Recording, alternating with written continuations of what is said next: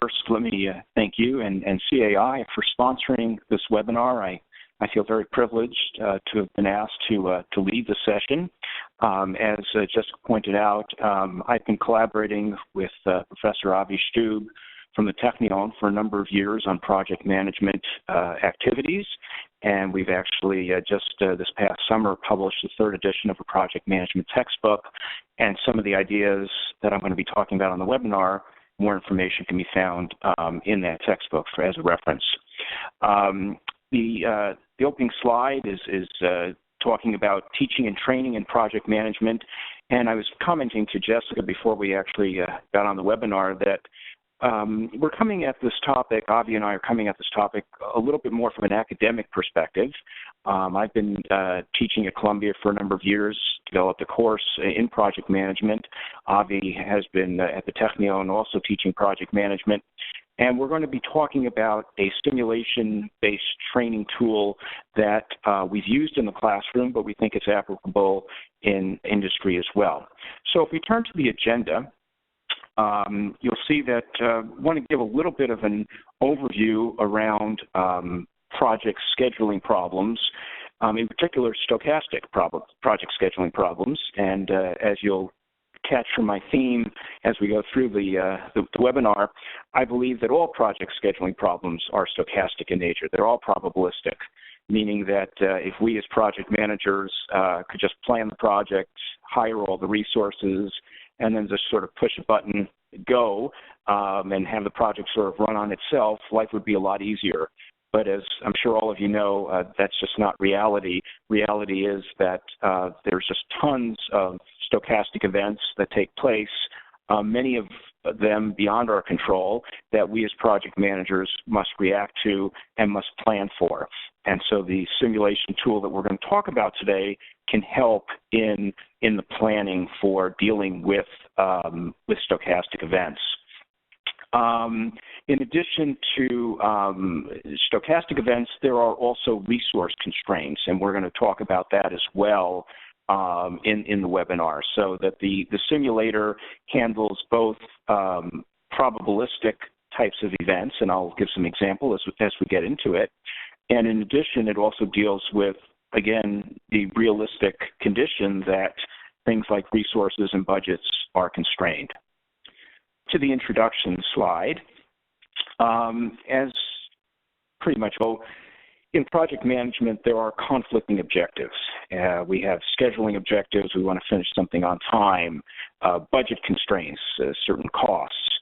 We have product requirements or system requirements. We have to meet certain specifications in order to deliver the project in a full manner.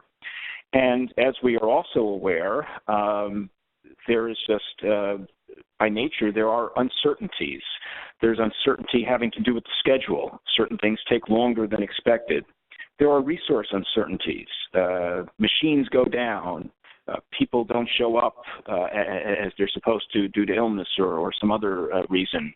There are also changes in requirements due to, for example, our competitors made a move and we need to react, and so therefore we need to change our product specifications in midstream, and how do we react?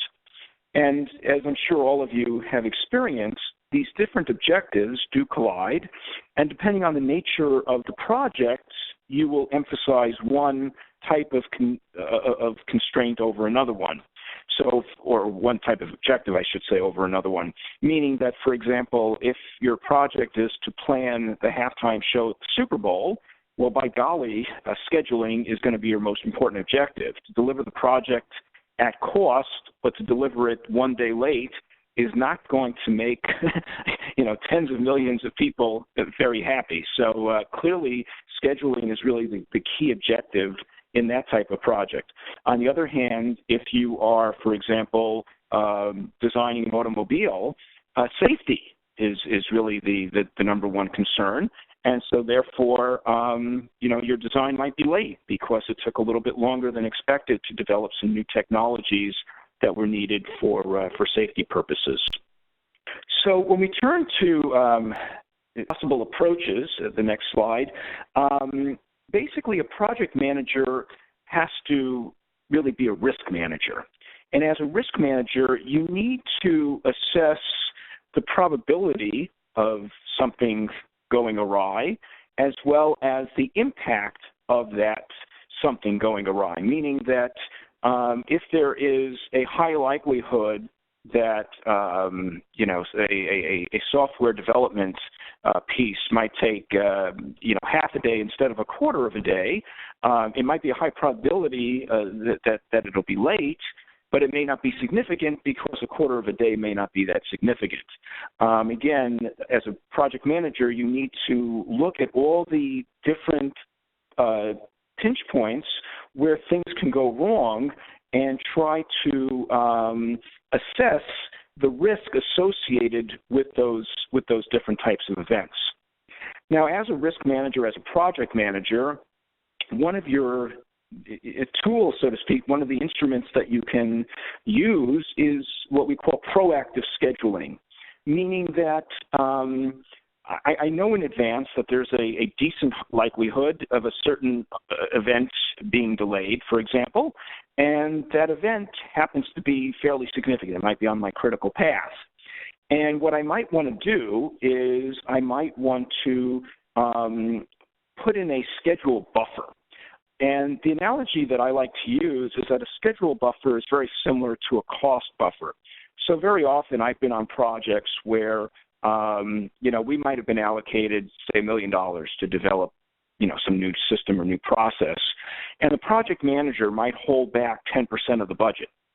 And the purpose of that is that if there are some unexpected events that take place, the project manager now has a buffer of money to deploy and react to those unexpected events.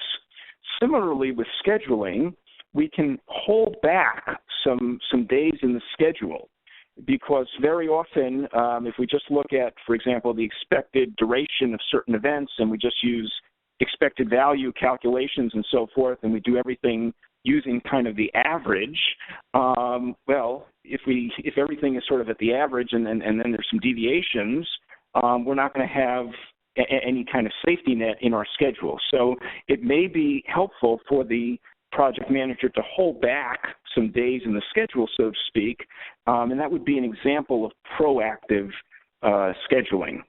Another example of proactive scheduling, this is something that I worked on when I was in the telecommunications industry, is that reliability was very important. Network reliability was very important, and we developed a type of technology, we called it Sonnet, which in essence sent two signals from every origin to every destination in the network when there was a communication. So, for example, if I'm making a telephone call from New York to Los Angeles, there would actually be two signals that would go out from New York to Los Angeles. And the point being is that if the primary signal, for whatever reason, got disrupted, because maybe a line got cut or a node went out, the secondary signal would be picked up by the telecommunications equipment, and the customers would never know that, in fact, there was disruption to the network because the provider had proactively set up this reliability scheme. So that is, obviously that's a little costly, but again, if you're running, a major business, you probably wouldn't do that for, individual households. But if you were running a business, for example, and, for example, airline reservations, you wouldn't want your, system to go down for, even a minute, because that's a lot of business. So under certain conditions, having a backup signal like that actually made a lot of sense for business customers. So now if we look at reactive scheduling, so this is really sort of the flip of proactive, meaning that in reactive scheduling, we have a contingency plan and we have a trigger, meaning that I'm monitoring a certain event. And if a certain condition arises,